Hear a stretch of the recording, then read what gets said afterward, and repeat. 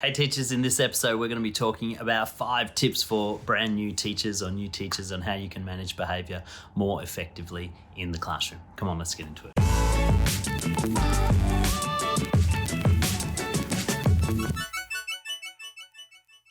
Okay, in this episode we're looking at 5 tips for new teachers on how you can manage behaviour effectively in the classroom. Truth be told, these 5 tips work for any teacher, whether you're brand new or whether you've been teaching a long time, but these are the 5 keys that I've found are really essential for effective behaviour management in the classroom. And this is actually an excerpt from my Behaviour Management Blueprint, which is an ebook and video course that you can download for free. The link is in the description. And so if you enjoy what I say in this video and you want to go a little bit deeper, make sure you check out the ebook and the video course. But 5 tips. The first one is this: you need to establish expectations immediately. So you need to be able to communicate with your students your expectations for behavior in the classroom. Expectations are basically the thing that human beings look for in any new environment. We look for cues on how we should behave, how we should interact with others. And if those expectations are not clearly communicated, what we will do is we will make up our own rules to suit our own needs. And kids are no different. That's what they do. They walk into a classroom and they're asking the question, how should I behave in this environment? If the teacher hasn't taken the time to establish their clear expectations of behavior in the classroom, you will find that kids start to do whatever suits them. And often the behavior will be dysfunctional, antisocial or disruptive. And so take the time to really lay out what your classroom rules are. Just a little bit of a tip, I would say do no more than 5 rules.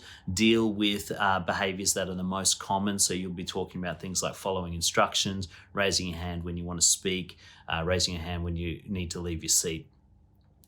Things like that. Okay, so just think about your common behaviors that would cause disruption in the classroom and talk to the class about what appropriate behavior in the classroom looks like. The second thing is you need to establish follow through. So you need to be able to follow through on any expectations or rules that you establish in the classroom, because your rules are only as effective as the follow through that they have. And if you choose not to follow through, or if you don't have some system that allows you to respond to behavior, then you will find that the rules themselves become impotent and they're not taken seriously. Now, just a really, really easy way of looking at this is praise in public, reprimand in private. And so I would encourage you always to err on using praise to reinforce behavior. So when you see something happening that is positive, that you enjoy, that is following the expectations, praise it. Make a big deal about it. I love the way that you sat down quickly. You're showing a lot of respect. Or I love the way you put up your hand. Thank you for waiting your turn. Praise positive behavior often. But sometimes you have to reprimand. Sometimes you have to have conversations. So do that privately. Don't reprimand in front of the class. Don't make an example of students or shame students. Have a quiet conversation with them about their behavior. Give them an expectation. Give them a potential consequence if the negative behavior continues, and then continue to manage with positive reinforcement. So that's the second tip, is make sure you follow through on any expectations that are established. The third thing is this: set up routines in your class that will help you to promote calm, positive behavior. So there are a whole bunch of things that you will do in your class on a daily basis that are routine, that you want the kids to do without thinking, and you want them to be habits. Well, make sure you're setting up routines that will minimize disruption, because transition is the time that we find most misbehavior occurs. So when they're coming into the classroom, when they're changing activities, when they're moving locations, going to another room or another part of the school, those are the times when misbehavior most often occurs. And so turn them into routines, establish routines that will help you to manage the calm. So one of the things that I talk about in my ebook and my video course is the first 5 things you should do before you enter the classroom. And one of them is meet them at the door, get them to line up, make sure that they enter the class calmly, give them some kind of calming starting routine, and then have some attention grabber where you can get their attention back on you without shouting or talking over the top of them.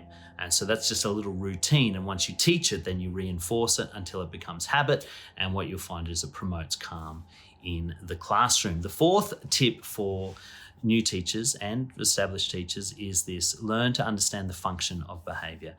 Don't just jump on the superficial or surface level behavior and assume that that's all that's going on. There's often something else going on beneath the surface. It might be a lack of understanding of the work they're doing. It might be that they are bored. It might be that they've got issues at home that they're struggling with. And so learn to have conversations with your students who are misbehaving and try to find out what else is going on. Dig beneath the surface, deal with the motivation or the function of the behavior rather than the behavior itself. And finally, the fifth key, but actually what I believe to be the most important key, is establish and develop positive relationships with your students. Make sure that you take the time and the effort to build really good relationships. There's an old adage that says, don't smile until Easter. Or if you're in the Northern Hemisphere, it's don't smile until Christmas. Either way, it just means be strict and be serious when you first meet the kids. But I actually think that's a load of baloney. Smile, learn to build relationships, be kind. It doesn't mean you have to be a pushover, and it doesn't mean you have to be their friend. It just means that you should be approachable, somebody who respects your students that you teach, somebody who they can trust. And you will find that if you build those positive relationships with your students, they will want to behave for you and they will make an effort to work with you in every way. So that's my 5 tips for new and beginning teachers on how to manage a class effectively. Establish your expectations early. Make sure you can follow through on them using positive reinforcement most of all, but private reprimand if necessary. The third thing is establish routines that promote calm. So think about all the things in your day that need to be automated and habitual, and make sure that they're done in such a way that it calms them down. Fourth one is learn to understand the function of behavior. What is motivating the behavior? Why do they behave the way they behave? And the fifth one is develop positive, mutually respectful relationships with your students. Now, if you want more detail on this, obviously I've just skimmed over these topics. If you want to go deeper, I would suggest you get my behavior management blueprint, absolutely free. Just click the link below and download the video and ebook for your learning pleasure. And if you'd like to go really deep on behavior management, why don't you check out my Behavior Management Essentials course. This is over 4 hours of comprehensive teacher training on classroom management. So that link is in the description, and I hope that you enjoy it. If you've enjoyed this video and you'd like to stay up to date with all my future content, please hit the subscribe button and make sure that you are getting those weekly videos. Share it with somebody you think will benefit, and give us a comment or a like. We'd love to hear from you and see what you think of the content, and give us some suggestions of any content that you'd like us to produce into the future. Till next time, I'm Tarun Stevenson for Calmer Classrooms. Be well.